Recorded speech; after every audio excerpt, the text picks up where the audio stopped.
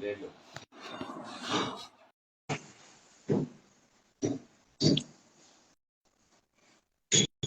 मैं doctor VN. Upadhyay, राष्ट्र एवं मानवता का शुभचिंतक, जिला गाजीपुर, उत्तर प्रदेश से हूँ।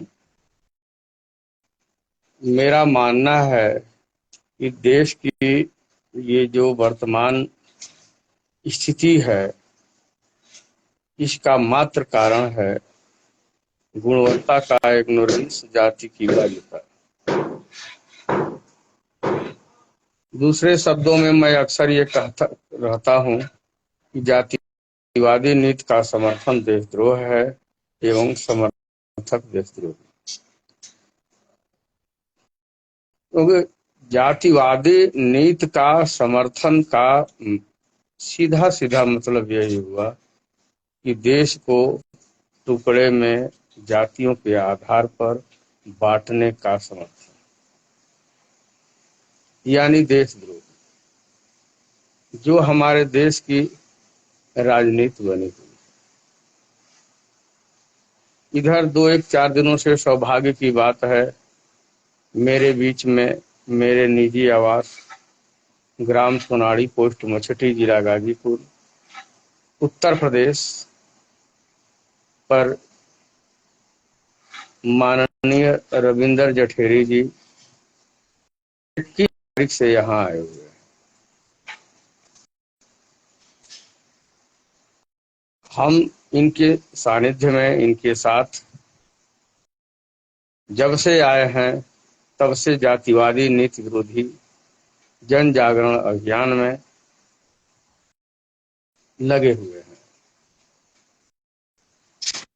और हम आम जन से साथ में ये आह्वान कर रहे हैं कि आगामी 2 अक्टूबर 2023 को संसद भवन दिल्ली पहुंचे। वहां 2 अक्टूबर 2023 से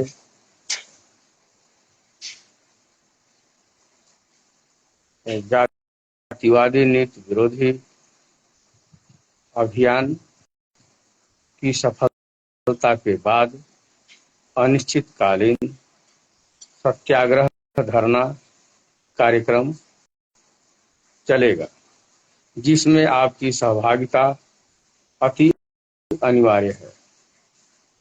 अब मैं आगे हमारे यहाँ हमारे बीच उपस्थित माननीय रविंदर जठेरी जी से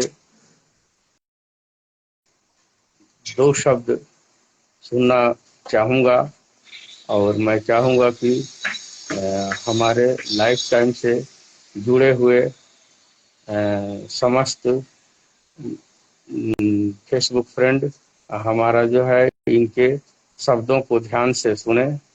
ये देश के हित में इनकी सोच क्या है, ये क्या सोच रखे हैं।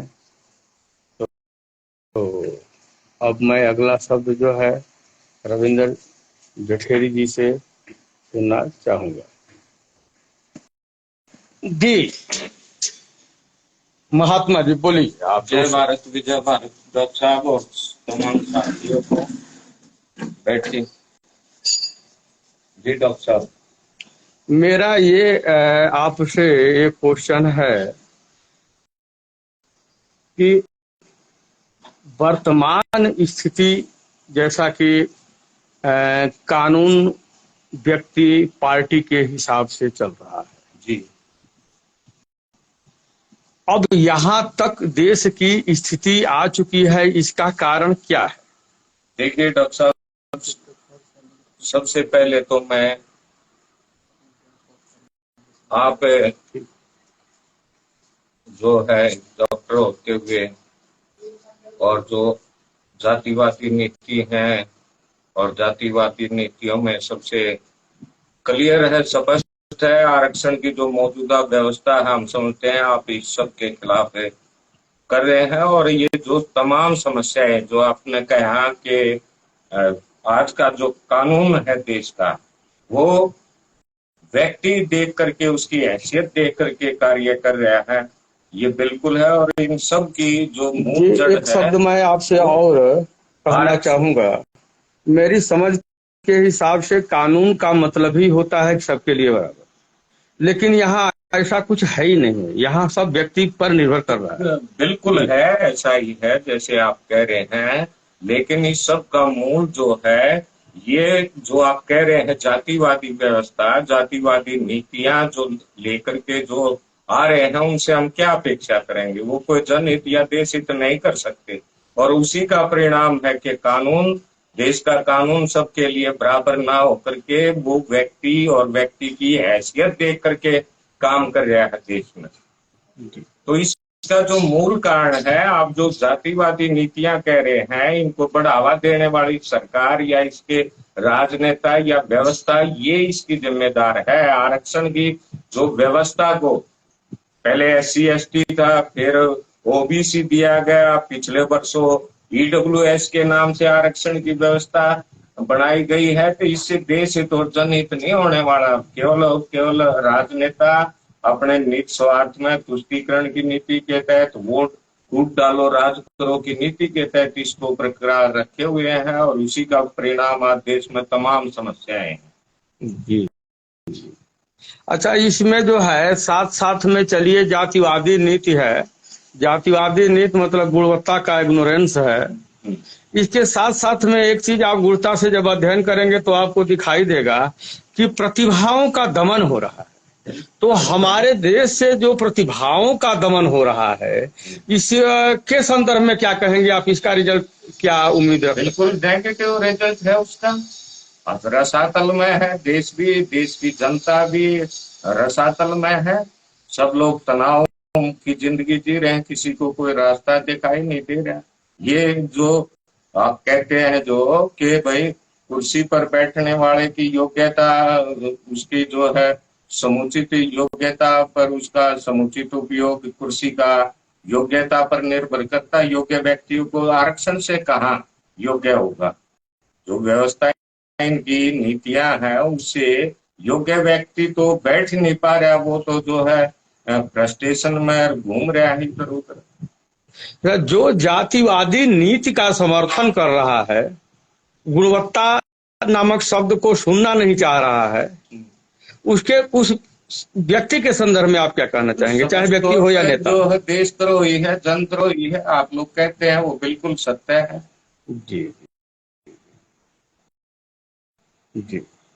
तो अपनी रणनीति वर्तमान में आपने क्या बना रखा है? डॉक्टर साहब, इस आरक्षण की जो मौजूदा व्यवस्था है, इसके खिलाफ देश भर में तमाम साथी हैं, तमाम संगठन हैं जो अपने अपने ढंग से इसका विरोध करते हैं।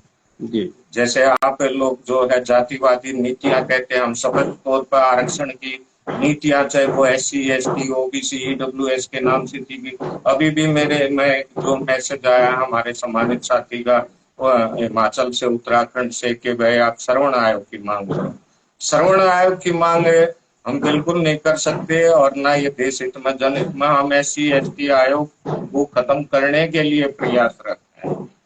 हमारा मानना है कि देश में योग्यता और प्रतिभा का कहीं भी हनन ना हो, और आरक्षण के रूप में अगर जो किसी को कुछ देना है तो केवल गरीब व्यक्ति को, आजीविका विहीन व्यक्ति को, उसकी रोटी कपड़ा मकान और कुछ हद तक उसका रोजगार सुनिश्चित करने तक उसका केवल और केवल जरूरी आर्थिक मदद 1 लाख 2 लाख 4 लाख 6 लाख जो आपको एक बार जो एक मुफ्त है वो दिया जाना चाहिए। इसके सिवाय शिक्षा, चिकित्सा, रोजगार, पदोन्नतियों में या कहीं भी जहां योग्यता और प्रतिभा की बात आती है, किसी तरह का जातिगत या वैसा आरक्षण EWS में इन्होंने इकोनॉमिकली वीकर सेक्शन बना करके वहां आरक्षण दिया, लेकिन EWS में उतनी योग्यता नहीं होगी, उतनी वो पात्र नहीं होगा, लेकिन उसको डॉक्टर बनाएंगे, मास्टर बनाएंगे, इंजीनियर बनाएंगे। उस हक में हमारी पार्टी बिल्कुल नहीं है। हम खुल करके राजनीतिक सत्याग्रह आंदोलन चला रहे हैं, और बगैर हताशा के, बगैर निराशा के चला रहे हैं। और इसको लेकर के जैसे देश भर में तमाम साथी संगठन अपनी आवाज बुलंद करते रहे हैं, हम भी अपनी आवाज बुलंद करते रहे, देश की सरकार से लगातार सत्याग्रह कर रहे हैं। और अब जो है राष्ट्रीय जातिगत आरक्षण विरोधी पार्टी ने अपने मिशन 2023 के तहत 2 अक्टूबर 2023 से आप सबके सहयोग समर्थन से, देश की जनता के सहयोग समर्थन और आशीर्वाद से लोकतंत्र के सबसे बड़े मंदिर संसद भवन के बाहर आमरण अनशन शुरू कर निर्णायक आंदोलन शुरू करने का निर्णय लिया है, जिसमें कुर्बानी देंगे, बलिदान देंगे, लेकिन आरक्षण की मौजूदा व्यवस्था को बर्दाश्त नहीं करेंगे। SC/ST एक्ट जैसे काले कानून को बर्दाश्त नहीं करेंगे। देश की योग्यता प्रतिभाओं की जो अनदेखी हो रही है उसको बिल्कुल बर्दाश्त नहीं करेंगे। तो मेरा तो मकसद यहाँ भी आने का और जहाँ भी हम जाते हैं, क्योंकि कई वर्षों से हम सत्याग्रह करते आ रहे हैं, लेकिन अब निर्णायक सत्याग्रह जरूरी हो रहा है कि इसकी सरकार हमारी मांगों को लगातार नजरअंदाज करते हुए बेलगाम घोड़े की तरह अपनी मनमानियों की पगडंडी पर सरपट तोड़ रही है। तो उस सब को रोकने के लिए अब निर्णायक सत्याग्रह आंदोलन करना जरूरी हो गया है, जो 2 अक्टूबर 2000। अच्छा, एक चीज और जो है जानना है जी। लगभग 1 हफ्ते से इधर मैं आपके साथ हूँ जी। आपका यह कठिन परिश्रम जो मैं देख रहा हूँ, जो जनहित के लिए आप कर रहे हैं, सुबह से शाम तक लोगों को जागृत करने हेतु सुबह से निकल जाते हैं, शाम तक आप लगे रहते हैं, पर्चे बांटते हैं, तमाम करते हैं। मैं सोचता हूं कि बताइए ये महात्मा, यह व्यक्ति जो है 12-12, 14-14 घंटा चढ़ करके और इतना प्रयास कर, और ये जो हमारी सरकार है जो जातिवादी नीति समर्थक है, और आप हैं जातिवादी नीति विरोधी। अब मैं यहाँ पर यही सोचता हूं कि सरकार जातिवादी नीति समर्थक है और सरकार के हाथ में सारी मीडिया है, वह 1 मिनट में चाहे तो देश के हर व्यक्ति के पास अपनी जो है नीतियों को, वो जो है जो भी उसको कहना हो अपना प्रचार, नीतियां को तो वो कभी खोल के कहती नहीं। सरकार जो है जो भी अपना पक्ष में अपना प्रचार करना कहना चाहती है, वो विद इन आवर जो है देश की समस्त जनता को, सारे मीडिया वालों को आदेश दे करके और अपना प्रचारित करवा रही है। और आप जो है अपना मतलब 12-12 घंटा 14-14 घंटा लग करके दिन भर में बहुत है तो 2-4-5 हजार लोगों को आप, जहां तक मैं देख रहा हूं कि आप मिल पा रहे हैं, तो फिर ऐसे में कैसे आप मुकाबला करने के लिए आपने सोच रखा है? देखिए डॉक्टर साहब, ये वैसे मुकाबला नहीं है, हम सत्याग्रह कर रहे हैं सत्य के लिए आग्रह, जो कि जरूरी है, देश हित में है, जनहित में है। तो इसमें हमारा उनसे मुकाबला कुछ नहीं है, लेकिन सत्याग्रह जरूर है।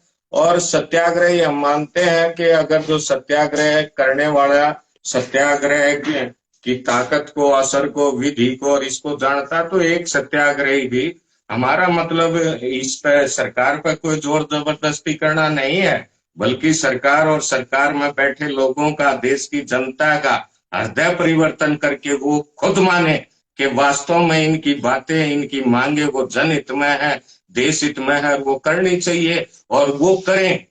तो इसलिए हम सत्याग्रह कर रहे हैं, हमारा मुकाबला बिल्कुल नहीं है। और हम क्योंकि मृत्यु को और ईश्वर को सच मानने वाले हैं, हमें पता है कि मृत्यु एक दिन आनी है, तो हम जो है इसलिए ये निर्णायक सत्याग्रह आंदोलन में आमरण अनशन करेंगे और हम अपना काम करेंगे, वो तो देश की जनता और सरकार जानेगी।